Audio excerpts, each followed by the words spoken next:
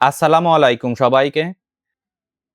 আমরা যখনই দক্ষিণ কোরিয়ার মতো উন্নত দেশে উচ্চশিক্ষার কথা ভাবি, সাথে সাথে মাথায় আসে এসব দেশে যেতে তো নিশ্চয়ই 10 থেকে 15 লক্ষ টাকার প্রয়োজন হয়। কিন্তু আপনি কি জানেন, বর্তমান সময়ে মাত্র 4 থেকে 5 লক্ষ টাকা প্রাথমিক বাজেট নিয়ে আপনি কোরিয়ার মতো টপ ক্লাস দেশে আপনার উচ্চশিক্ষার যাত্রা শুরু করতে পারেন। আজকের এই ভিডিওতে আমি আপনাদের দেখাবো কিভাবে সঠিক ইউনিভার্সিটি এবং শহর নির্বাচনের মাধ্যমে আপনি খুব কম খরচেই দক্ষিণ কোরিয়ায় উচ্চশিক্ষা অর্জনের জন্য আসতে পারেন।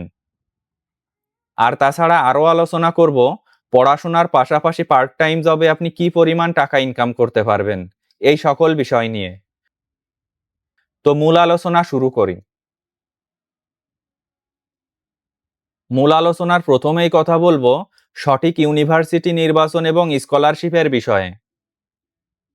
কম বাজেটে দক্ষিণ কোরিয়ায় পড়াশোনা করতে আসার প্রথম এবং প্রধান শর্ত হল সিউলের বাইরের ইউনিভার্সিটিগুলো নির্বাচন করা। বর্তমান তথ্য অনুযায়ী সিউলের বাইরে ন্যাশনাল ইউনিভার্সিটিগুলো বাংলাদেশি শিক্ষার্থীদের জন্য সবথেকে বড় আশীর্বাদ। উদাহরণস্বরূপ, ক্যাঙ্গন ন্যাশনাল ইউনিভার্সিটি, চোন্নাম ন্যাশনাল ইউনিভার্সিটি বা জনবুক ন্যাশনাল ইউনিভার্সিটির মতো প্রতিষ্ঠানগুলোতে টিউশন ফি বছরে মাত্র 2,500 থেকে $4,500 মধ্যেই সীমাবদ্ধ থাকে। বাংলাদেশি টাকায় এটি বছরে প্রায় 3 থেকে 5 লক্ষ টাকার মতো, যা আমাদের দেশের অনেক ভালো প্রাইভেট ইউনিভার্সিটির খরচের সমান। আপনি যদি প্রতি সেমিস্টারে ভালো মানের রেজাল্ট রাখতে পারেন, ইভেন আপনি যদি 100তে 100 রেজাল্ট রাখতে পারেন, সেক্ষেত্রে আপনি কিন্তু ফুললি ফ্রিতেই লেখাপড়া করার সুযোগ পেতে পারেন। তাই দালালের পেছনে 2 থেকে 3 লক্ষ টাকা নষ্ট না করে সরাসরি ইউনিভার্সিটির পোর্টালে আবেদন করলে আপনি এই সাশ্রয়ী বাজেটেই আপনার কোরিয়ার যাত্রা শুরু করতে পারবেন। দক্ষিণ কোরিয়ার পার্ট টাইম জব ও ইনকামের বাস্তব চিত্র নিয়ে এখন আপনাদের সঙ্গে আলোচনা করি। সকল বাংলাদেশি শিক্ষার্থীদের সবথেকে বড় প্রশ্ন হলো, দক্ষিণ কোরিয়াতে কি কাজ করে পড়াশোনার খরচ চালানো সম্ভব? উত্তর হলো হ্যাঁ, তবে এর জন্য আপনাকে কোরিয়ার শ্রম আইন এবং ভাষা সম্পর্কে জানতে হবে। বর্তমান তথ্য অনুযায়ী একজন স্টুডেন্ট ল্যাঙ্গুয়েজ কোর্সে 6 মাস থাকার পর এবং ডিগ্রি প্রোগ্রামে আসার পর থেকেই পার্ট টাইম কাজের অনুমতি পায়।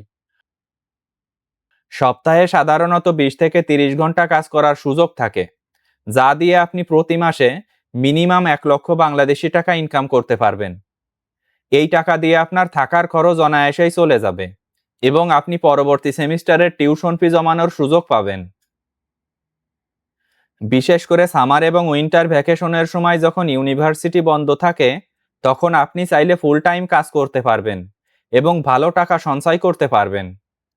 তবে মনে রাখবেন, আপনার কোরিয়ান ল্যাঙ্গুয়েজ টপিক স্কোর যত ভালো হবে, কাজের বেতন এবং সুযোগ ততটাই বেশি থাকবে।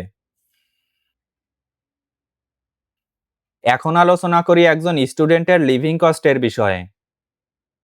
দক্ষিণ কোরিয়াতে আপনার প্রতি মাসে কত টাকা খরচ হবে তা সম্পূর্ণভাবে নির্ভর করে আপনার লাইফস্টাইল এবং কোন এলাকায় থাকছেন তার উপর। রাজধানী সিউলে থাকার খরচ অনেক বেশি হলেও আপনি যদি আঞ্চলিক শহরগুলোতে পড়াশোনা করতে পারেন, সেক্ষেত্রে আপনার লিভিং কস্ট অনেক কমে আসবে।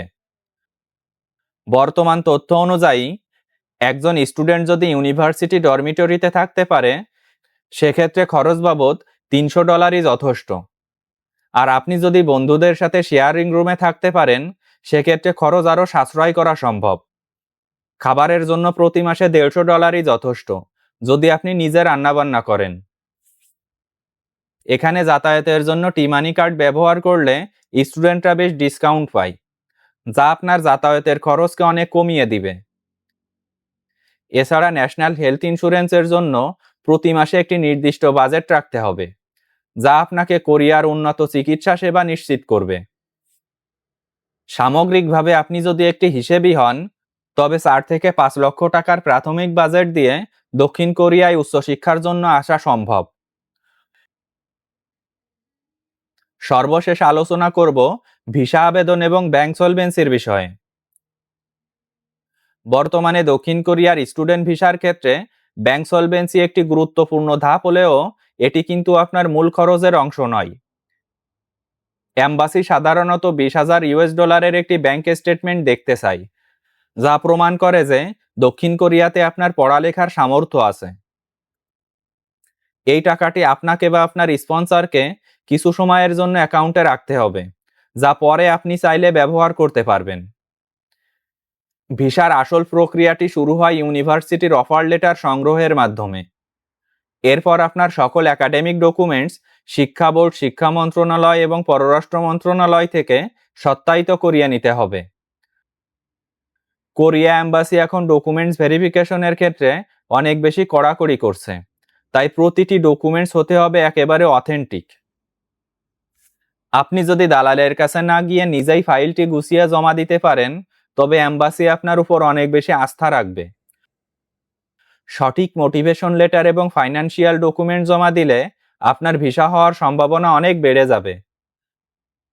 মনে রাখবেন, দক্ষিণ কোরিয়া পৌঁছানো কঠিন কিছু নয়, শুধুমাত্র প্রয়োজন সঠিক পরিকল্পনা এবং স্বচ্ছ ডকুমেন্টস। তো বন্ধুরা, 4 থেকে 5 লক্ষ টাকা বাজেট নিয়ে দক্ষিণ কোরিয়া আসা অসম্ভব কিছু না, যদি আপনি সঠিক ইনফরমেশন দিয়ে সঠিক সময়ে আবেদন করতে পারেন। তো আজকের ভিডিওটি এ পর্যন্তই শেষ করছি। আমার ভিডিও যদি ভালো লাগে তাহলে পরবর্তী ভিডিওর জন্য চ্যানেলটি সাবস্ক্রাইব করে রাখতে পারেন। ধন্যবাদ সবাইকে।